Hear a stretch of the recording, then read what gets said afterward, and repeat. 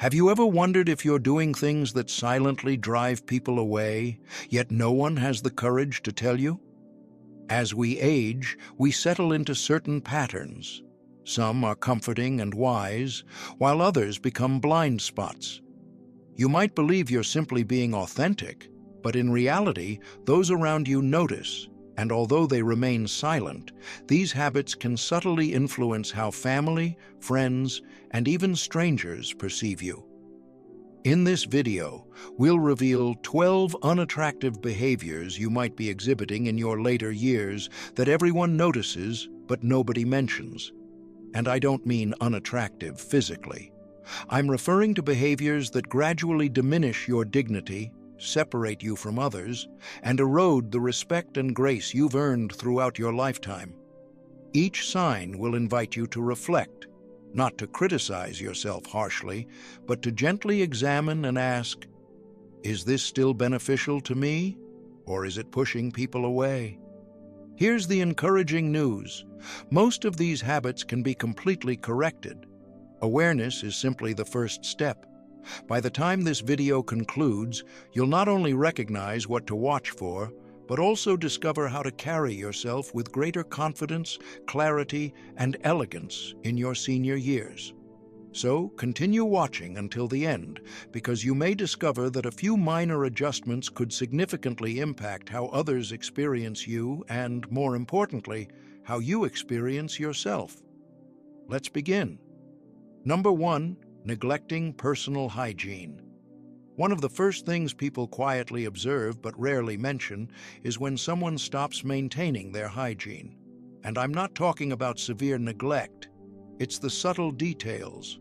Wearing clothes that appear to have been worn for several days straight, unbrushed hair, fingernails that grow a bit too long, a slight odor that lingers after you've left the room. These might seem insignificant, but they communicate volumes. You see, hygiene isn't merely about cleanliness. It reflects how we present ourselves. In our younger years, we typically maintain these habits without consideration.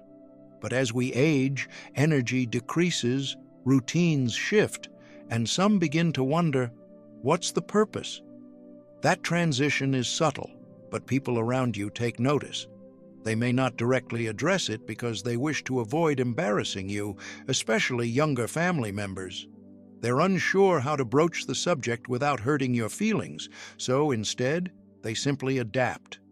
They position themselves slightly further away, they make visits shorter, they hesitate to initiate hugs. But what they're truly responding to isn't you. It's the message your self-care is conveying. It suggests you've partially surrendered, that perhaps you don't value yourself as much as you once did. And here's what remains unspoken. When you stop caring for yourself, people unconsciously stop treating you with the same degree of warmth and respect. This doesn't mean you need to dress like a fashion icon or apply cologne daily, but clean clothing, well-kept hair, and trimmed nails make a significant difference. They announce to the world, I'm still present, I still matter, I still respect myself and you. The reality is, people respond to your energy before they respond to your words, and hygiene is one of the clearest indicators of that energy. When you care for yourself, it quietly invites others to treat you with kindness, closeness, and dignity. And that's the message we're conveying. Number 2, speaking without a filter. As we age, something interesting tends to happen. The inner voice that once cautioned, maybe don't say that aloud, grows quieter and occasionally vanishes altogether. You begin expressing your thoughts more openly, perhaps even proudly, thinking, I've earned the right to speak my mind. While that may feel freeing, those around you often experience something very different: discomfort. You see, there's a delicate balance between honesty and bluntness, and over time, maybe you find yourself making comments that cause people to pause, shift uncomfortably, or avoid eye contact, possibly signaling that what's emerging isn't just truth, but harshness. Perhaps you've caught yourself remarking about someone's weight, appearance, relationship, or even their parenting approach. Maybe you've dismissed concerns with a laugh and said, "I'm just being honest," or, "In my generation, we weren't so sensitive." But here's the reality. Honesty without compassion simply sounds like criticism, and those on the receiving end rarely tell you. They just begin withdrawing. You'll notice they stop including you in certain gatherings, or they don't remain on calls as long. They care for you, but they're trying to shield themselves from the sting of those small, thoughtless comments. This doesn't mean censoring every word or walking on eggshells, but it does mean pausing before speaking and asking, "Is this helpful? Is this kind?" Because sometimes what feels like speaking your truth is actually just venting frustration, and it impacts harder than you realize. A useful guideline: if you wouldn't want someone saying it to your grandchild, perhaps don't say it to another person. The beauty of growing older is the wisdom you possess, and when that wisdom is wrapped in kindness, people lean forward, they listen, they deeply respect you. But when it comes wrapped in sarcasm or judgment, they begin tuning out. Even with good intentions, your words still hold power, perhaps now more than ever. Use them to build connection, not create distance. If you're still watching this video and finding these insights valuable, please comment number 2 below to let me know you're here. And if you haven't subscribed yet, I recommend you subscribe and turn on the bell so you don't miss any videos. Your support helps us continue creating good content to inform and inspire you. Number 3, wearing clothes that don't fit anymore. There's a certain comfort in routines, eating the same breakfast, walking the same path, wearing the same clothes you've had for years, and there's nothing wrong with consistency. But regarding clothing, what once appeared classic can, with time, begin to seem careless. You might not notice it yourself, but how your clothes fit, or don't, communicates much about your connection to the present moment. Pants that hang too loose, shirts that pull too tight, outdated styles from decades ago, or shoes that have long since lost their shape. These aren't just fashion choices. They quietly suggest you've stopped paying attention, and while no one will directly mention it, they notice. It's not about following trends or trying to dress like someone half your age. It's about showing the world that you still consider yourself someone worth caring for. When people see an older adult in well-fitting, well-maintained clothing that reflects self-respect, they immediately feel something: admiration. It tells them this person still engages with the world, not from vanity, but dignity. Consider this. Would you wear the same suit to a job interview that you wore 25 years ago? Probably not. The same principle applies to everyday life. Our bodies change, our coloring shifts, and our energy evolves. Dressing in a way that reflects your current self, not your past, demonstrates emotional presence and self-awareness. Now, I've heard some people say, "At my age, why should I care what others think? I'm comfortable." And that's reasonable, but being comfortable and being dismissive aren't identical. You can be comfortable and well-presented. You can be relaxed while respecting your appearance. Even something as simple as upgrading to properly fitting jeans or selecting a shirt that complements your natural coloring can alter how people respond to you, not because of the fabric, but because of what it represents. That you're still engaged, still aware, still proud of who you are today. People won't openly compliment you. They may not even mention it, but they notice. They smile more readily.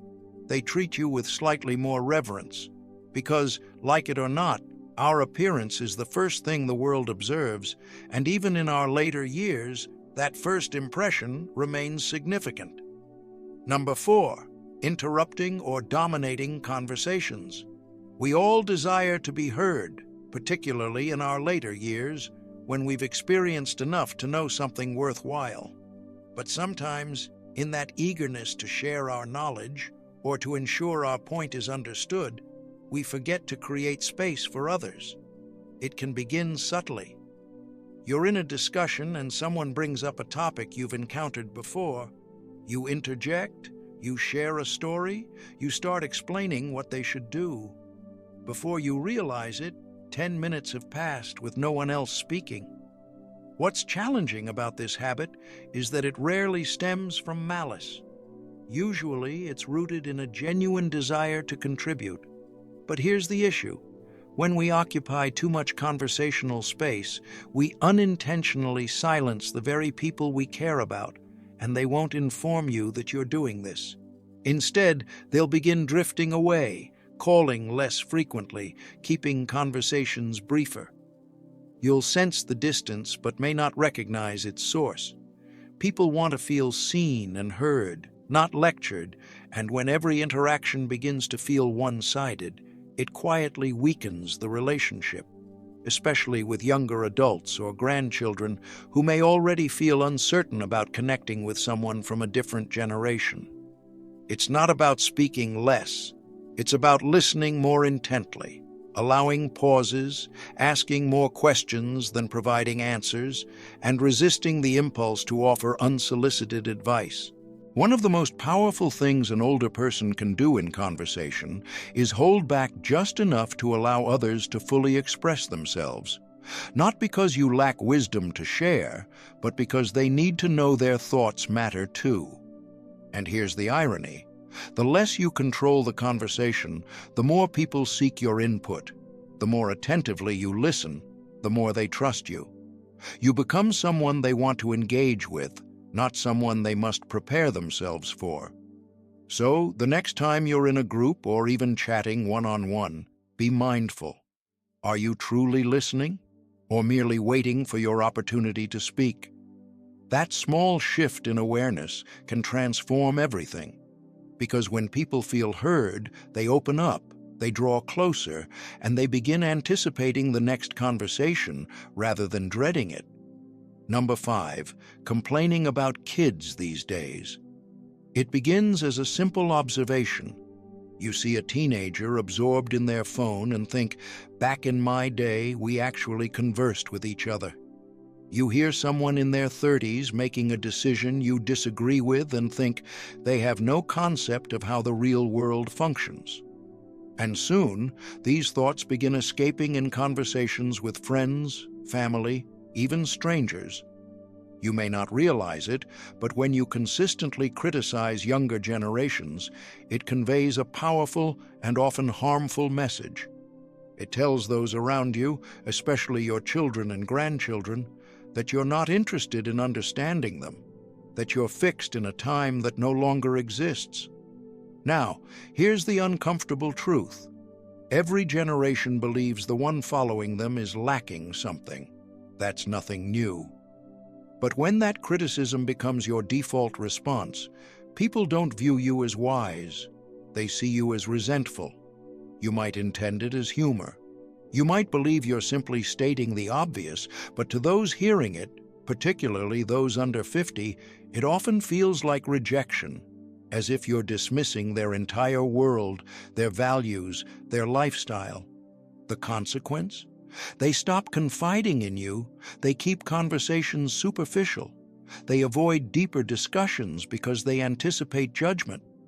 Even when they love you, they begin keeping aspects of themselves at a distance. This doesn't mean you must agree with everything younger people do. It doesn't require embracing every new trend or concept, but it does mean choosing curiosity over criticism, asking instead of assuming. When you shift from saying, "These kids today have it easy," to asking, "What's it like finding your way in today's world?" you create opportunities for connection. You establish space for dialogue, not division. Remember, your value doesn't come from comparing past to present. It comes from bridging them, from being the steady hand that reaches across generations, not the voice that calls from behind. And remarkably, when younger people feel respected by you, they listen more attentively, they ask questions, they approach you not out of obligation, but desire.